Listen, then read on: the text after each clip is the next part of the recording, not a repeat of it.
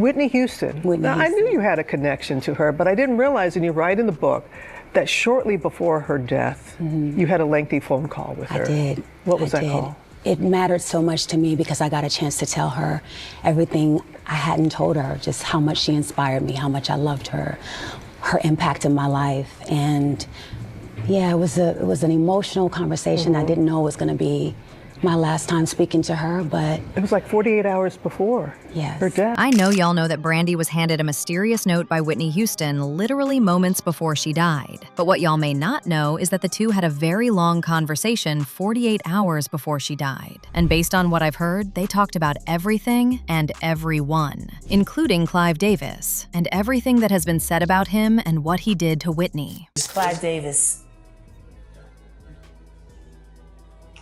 Devil incarnate. Clive Davis. He Janis Joplin. He blackmailed Betty Wright so she wouldn't tell anybody that he Janis Joplin. He killed Whitney Houston. Her and Clive had a fight 2 days before. You know, maybe this explains why Brandy acted so mysterious about the note, 'cause maybe Whitney was affirming everything they had talked about during that long phone call. So, is Brandy finally revealing what was in that note that Whitney gave her? Based on what I've heard, the answer to that could quite possibly be yes. Allegedly, the note could even reveal a few more things, like how Luther Vandross also did try to warn Whitney about Clive Davis, because she was someone he truly cared about, and their connection was deeper than anyone could have imagined. Based on reports, he tried to tell her that the elites were only using her to get richer, and when they no longer needed her, they would make sure she was gone for good. And I don't know what's with Hollywood and people passing down notes, cause Luther gave Whitney a note, and Whitney gave Brandy a note. That's why that note can never be just a note, guys. He wrote a note to me saying that you to be one of the greatest singers that ever lived. Really, and I still have it to this day. Whenever we walk into a room together, we just start harmonizing, and it's like H2O in a test tube, immediate chemistry. My mother told me Luther Vandross, not only what a great singer, vocalist, writer, but what a great person he is. Anywho, I don't know if y'all really understand how close Brandy and Whitney really were. Like, these two were super tight. And for anyone who needs a little bit more information about the bond, look no further than Brandy's memoir, Phases, released March 31st, 2026. In the book, Brandy opened up extensively about her deep, lifelong bond with Whitney Houston, who served as her primary musical idol, mentor, and Cinderella co-star. She wrote about being a massive, starstruck fan from the age of 7 after hearing Greatest Love of All, and said that before she was famous, she even tried to make her way backstage from the cheap seats to meet Whitney. When that failed, she repeatedly told gospel legends BB and CeCe Winans to call Whitney on the phone, and when they actually did, Brandy froze and went completely mute. Of course, they finally met face-to-face in 1995, backstage at the Nickelodeon Kids' Choice Awards, but Brandy said in the book that her brain was completely short-circuited. Can you imagine her joy when they starred together in the TV musical Cinderella? Whitney literally became a true fairy godmother figure, and Brandy shared how Whitney protected and centered her with encouraging energy on set, telling her to always be herself. She also admitted that she was constantly trying to do vocal runs or make jokes just to impress Whitney and make her smile. Well, the most emotional chapter regarding Whitney focuses on February 2012 at the Beverly Hilton, where Brandy and Monica were rehearsing The Boy Is Mine for Clive Davis's pre-Grammy gala. Brandy wrote that Whitney popped into the rehearsal unexpectedly, looking damp from an impulsive swim, moving with an unpredictable rhythm while she cheered them on from the wings. Apparently, Whitney returned later with her daughter, Bobby Christina, and based on what she said, everyone was whispering and judging Whitney for appearing under the influence. This is also the exact time when Whitney crashed an E-interview with Brandy, Monica, and Clive Davis, and in the video footage that made rounds, you can clearly see that she slips Brandy a note. Now, since everyone had clearly noted that Whitney was not okay, later that same night, Brandy called Whitney, and they talked on the phone for 3 hours. Brandy recalled seeing flashes of the old Whitney as they talked about personal struggles, career pressures, and faith. And as much as she could tell there was something going on with her mentor, she said Whitney listened without judgment, offering comfort and reminding her of advice she gave her years prior, which was, never let anyone else tell you who you are. Apparently, Whitney spoke enthusiastically about her upcoming redemption, getting back into the recording studio, and her excitement for the film's Sparkle. And as the call ended, Whitney promised Brandy, "I'm gonna be better. You'll see. This is just a season, not the whole story." In the book,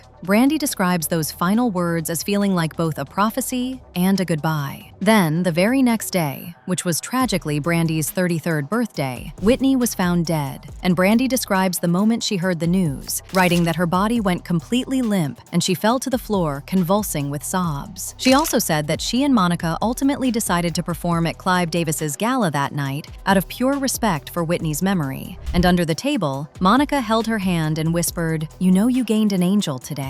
Well, in her memoir, Brandy explicitly states that she will never reveal the contents of that final note, as she wrote, "I know that people weave their own stories from my silence, but I hope you can understand that after giving so much of ourselves to the world, I want to keep some small piece of our bond untouched by the world." However, even with Brandy saying that, a lot of people believe that Whitney might have given the note to Brandy in front of the cameras on purpose, like in case something happened to her. Actually, once she passed the note, she kept giving Monica and Clive attention so that Brandy had enough time to read it. I mean, it just doesn't make sense that Whitney Houston interrupted a recorded interview just to say hi, while she was wet yet fully clothed, to just pass a note to Brandy and kiss her at the end. It was almost as if she was saying goodbye. And if you listen carefully, you'll hear Whitney say, "I nearly drowned today." Then, just hours after Whitney handed Brandy that mysterious, frantic note, Whitney was found dead in a bathtub at the Beverly Hilton? Baby, it has never made sense. And one thing people have always said is that Brandy knows the real truth. In fact, word on the street is that the real reason Brandy refused to say what was in that note for all these years is because it named names, specifically the big boss himself, Clive Davis. People have always said that Whitney was completely terrified of him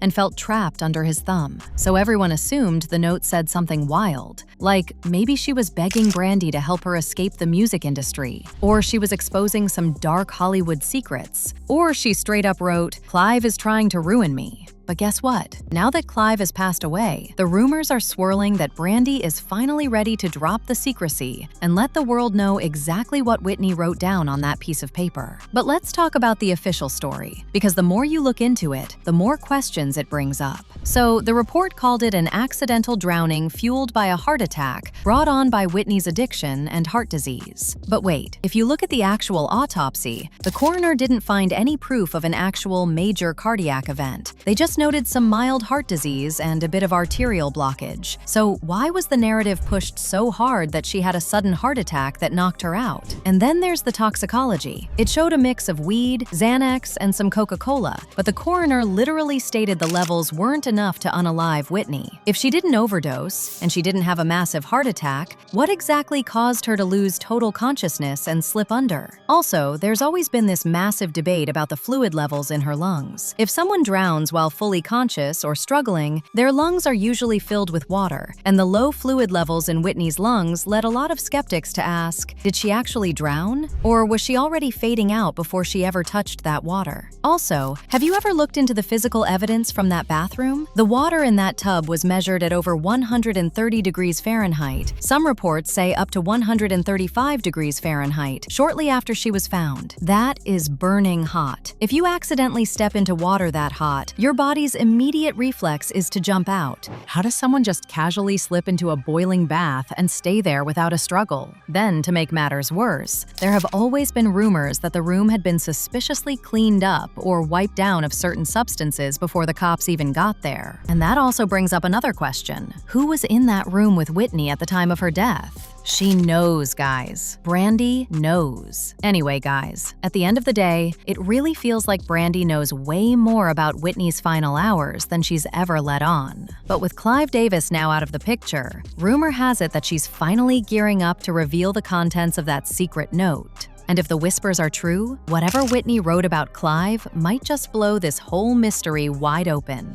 Baby, all I know is that it's been a long time coming. But let me know what you think about Brandy allegedly finally revealing the contents of Whitney's note in the comment section below.